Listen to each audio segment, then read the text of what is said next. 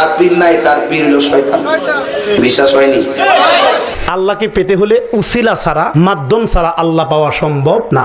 আল্লাহর কাছে আপনি চাইবেন ডাইরেক্ট, কোনো পীরের ওস্তা লাগবে না, কোনো হুজুর, কোনো বাবার ওস্তা লাগবে না। এরা সব ব্যবসা করে। পৃথিবীর সব ধর্মের ব্যবসা চলে মানুষকে এই ভয় দেখিয়ে যে তুমি অনেক বড় গুনাহগার, তুমি এত বড় গুনাহগার হয়ে আল্লাহর কাছে চাইবে কেমনে? তোমার জন্য ভায়া লাগবে, লিংক লাগবে, ওয়াস্তা লাগবে, মাধ্যম লাগবে। ইসলামের সাফ কথা, আপনি আল্লাহর বান্দার, আল্লাহ আপনার সৃষ্টিকর্তা, আপনার সাথে আল্লাহর যোগাযোগ ডাইরেক্ট।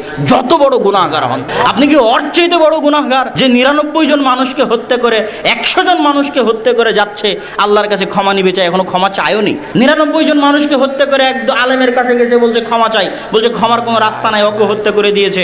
একজন বলেছে অমুক গ্রামে গেলে ক্ষমা পাওয়া যাবে, সেই গ্রামে যাচ্ছে, রাস্তার মধ্যে মৃত্যু চলে এসেছে, এখনো ক্ষমা চাইনি।